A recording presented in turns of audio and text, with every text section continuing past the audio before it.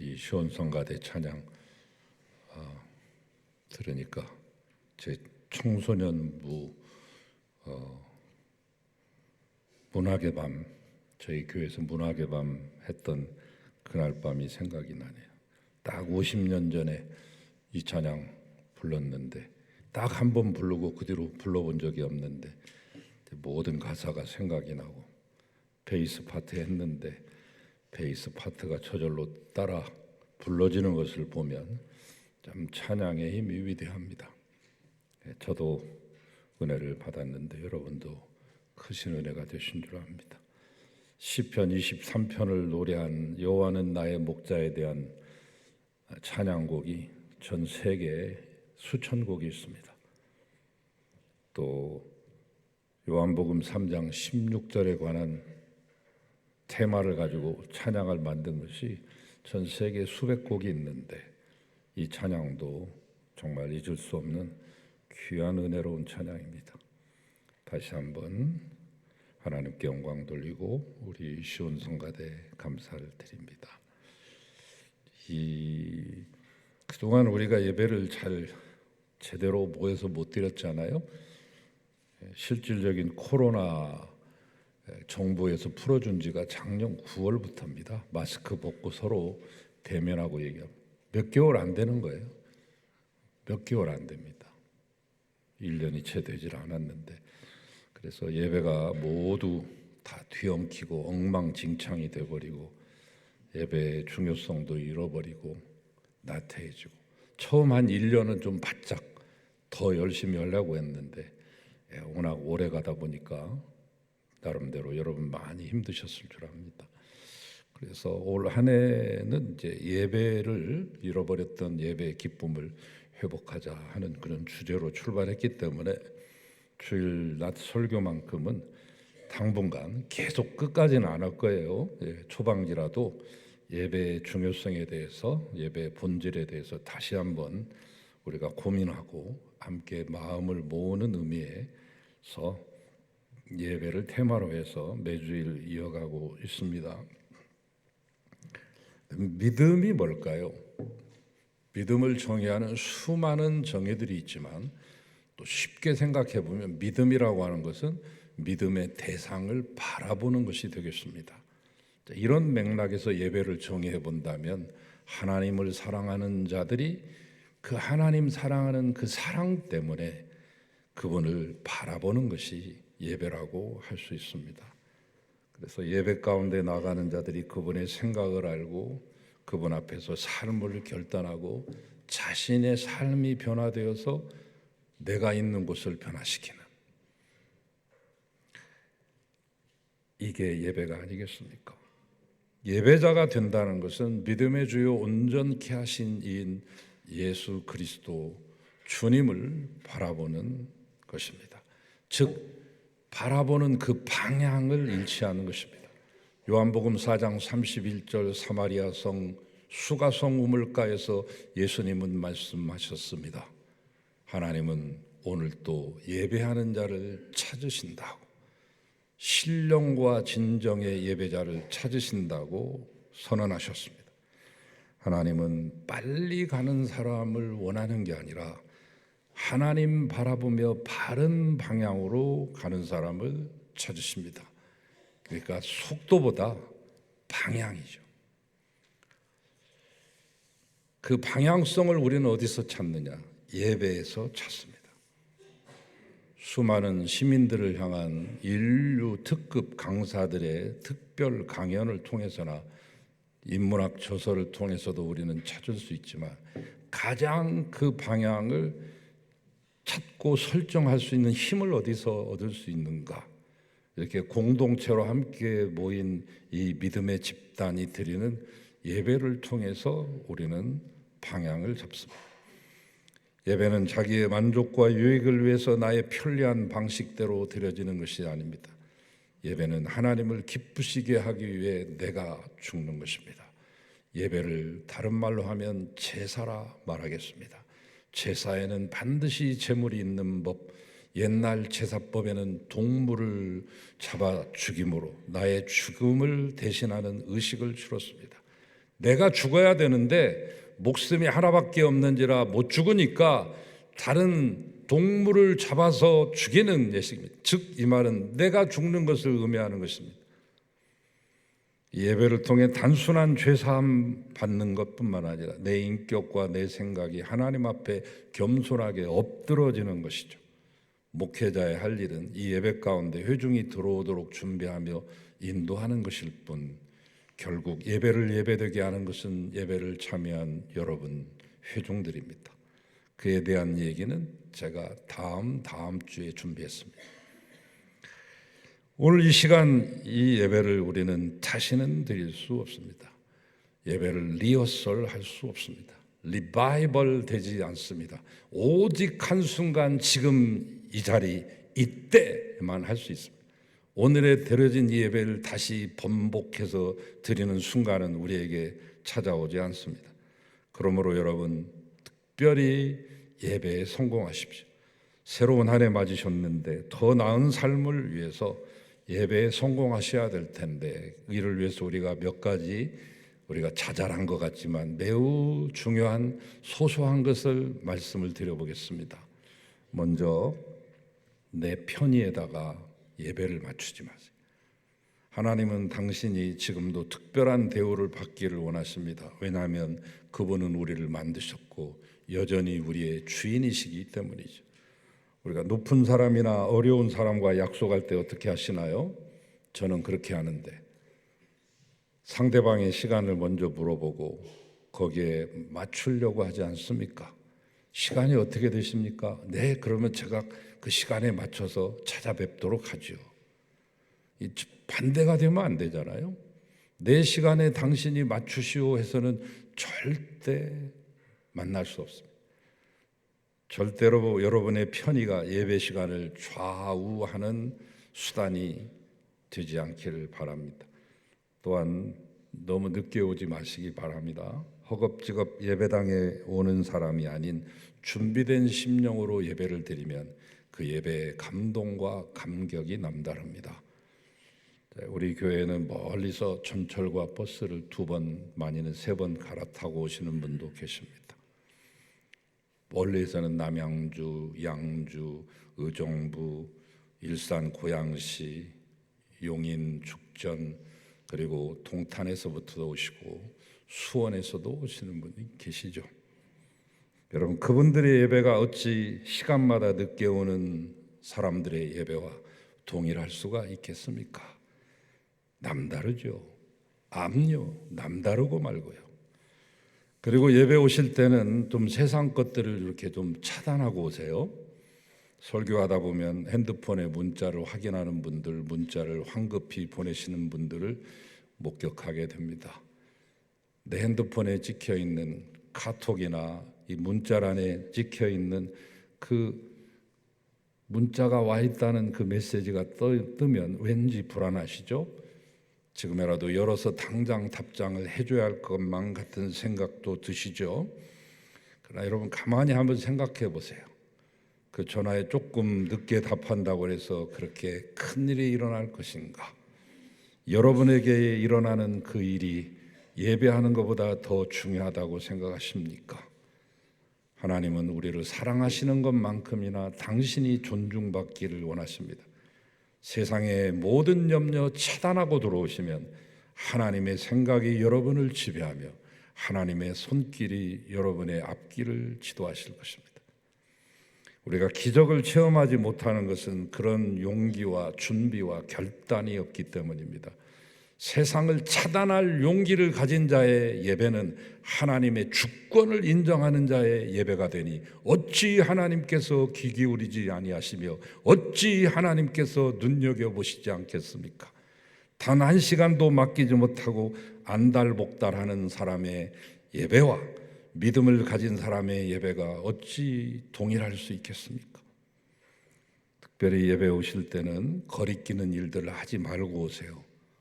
사람이라 내 마음대로 되는 건 아니지만 그러나 최대한 노력해 보세요.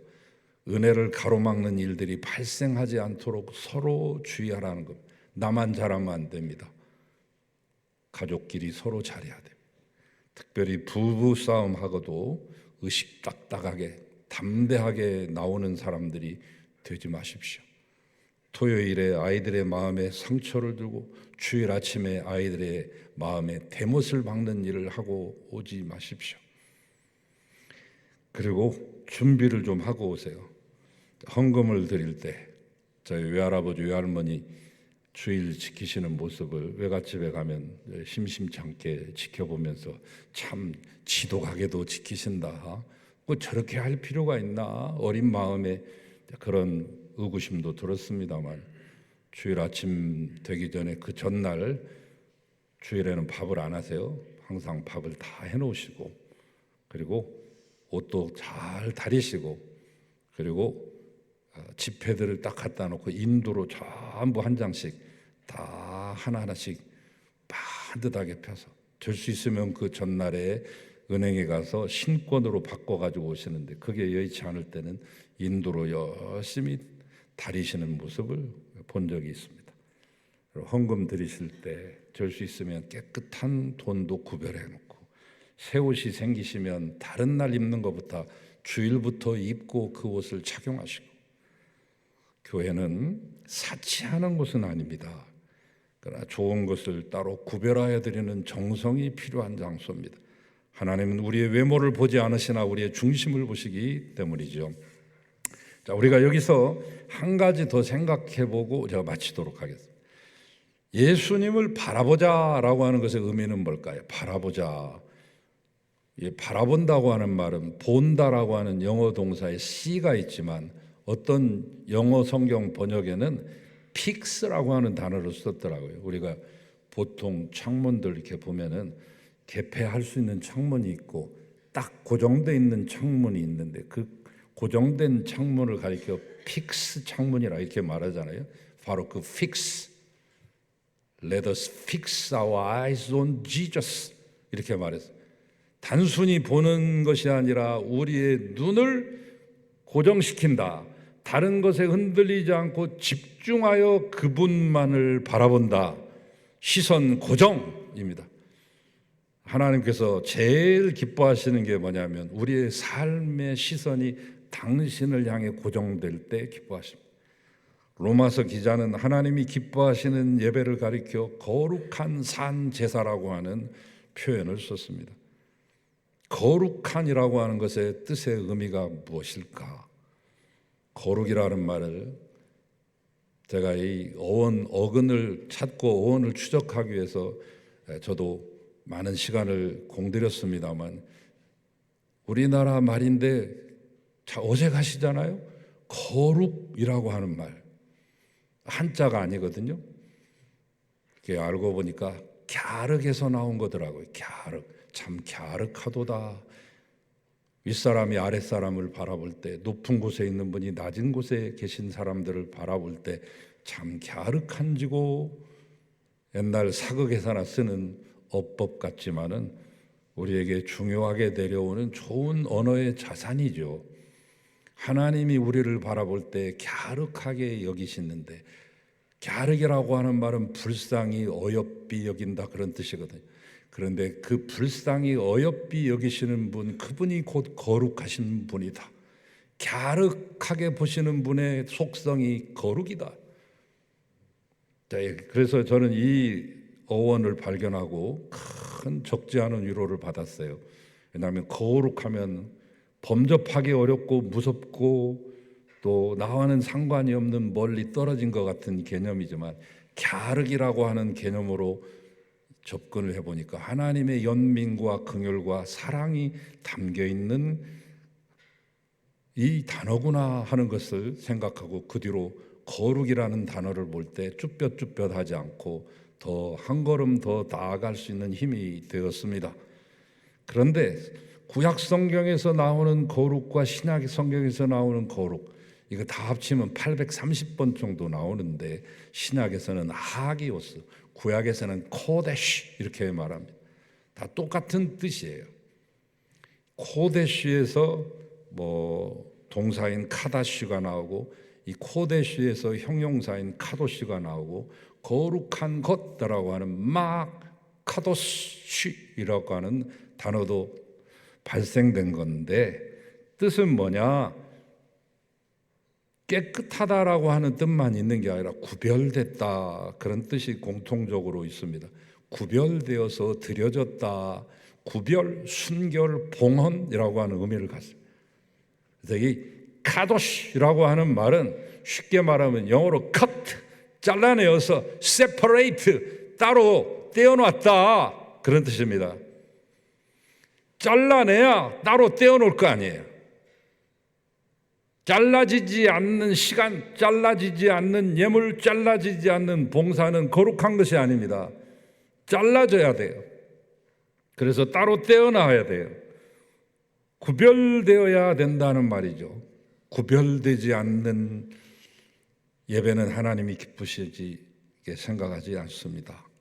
로마서 기자가 말해, 너희 몸을 거룩한 산 제사로 드려라. 이것이 하나님이 기뻐하시는 뜻이다. 옛날 구약시대에 제물 드릴 때는 흠없는이라고 하는 그 단서가 따라 붙어요. 아무거나 붙이는 게 아니라 발을 전다거나 눈이 멀었다거나 한쪽이 끊어졌다고 하나 그런 것은 제사상에 올라갈 자격이 안 되는데, 그러니까 철저하게 준비하고 제일 좋은 것을 찾고 골라서 따로 떼어놓아서 드리는 것이 흠없는 예물입니다. 우리가 기도하고 예배하면서 왜 나에게 응답이 없을까? 나의 삶에 변화가 없을까? 한탄하고 탄식하고 땅을 치기 전에 내가 구별된 예배를 드리고 있는지를 생각해 보십시오. 오늘 여러분이 이 자리에 나오실 때 하나님 사랑하기 때문에 뭘 구별하고 나오셨나요? 수많은 그 여러 가지 있는 것 중에 n분의 1이 아니라 피자 조각 8조각 중에 똑같이 생긴 8조각 중에 한 조각 무심코 들고 오는 것이 아니라 내가 그분을 가장 사랑하는 고백을 가슴에 안고 주님 앞에 나오셨습니까? 여러분이 어떤 예배의 형태를 드리셔도 그리 상관은 없습니다. 어떤 장소에서 드리신다고 해도 하나님은 개의치 않으실 것입니다. 예배의 시간이 굳이 3시간짜리가 아니고 짤막한 15분짜리라 할지라도 그분은 받으실 것입니다. 그러나 중요한 것은 구별된 시간을 드리고 있느냐입니다. 여러분이 어떤 예물을 드려도 주님은 상관하지 않습니다. 예물의 그 크기와 그 놀라운 그 액수를 보시는 게 아니잖아요. 특별하게 구별해서 다만 1,000원짜리라도 다리미로 다려서 가져오는 구별, 이것은 헌금이야 라고 구별하고 드리고 있는가, 그것을 보시는 거죠. 여러분의 헌신과 봉사가 나의 남은 시간과 자신의 만족으로 드리는 것인가? 나의 의를 자랑하기 위해서 드리는 것인가?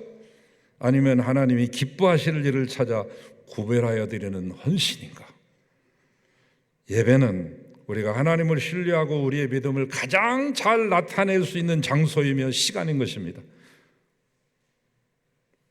아니, 우리의 삶에서 하나님을 신뢰하는 것이 드러날 때 우리는 비로소 예배하는 삶을 산다고 말할 수 있습니다.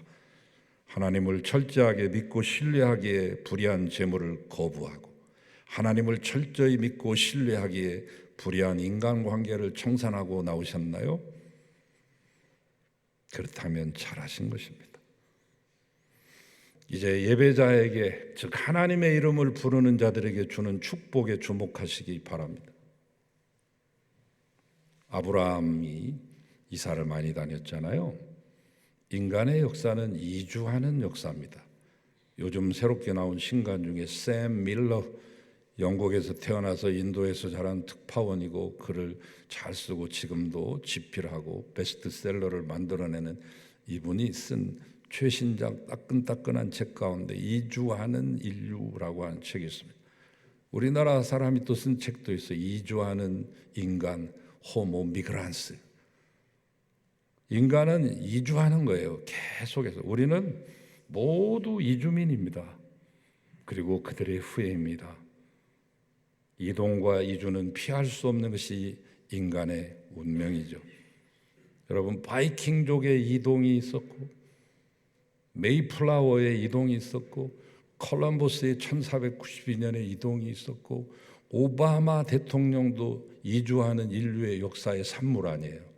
아프리카 사람과 유럽 사람 만나가지고 미국에서 살고 있는, 골프 잘 치는 타이거 우즈도 6개의 인종이 다 합들어져 있는, 피가 섞여 있는데 6개의 인종이 섞여 있다는 것은 6개의 인류들이 서로 이주하면서 서로 만나서 피가 섞여졌다는 거 아닙니까?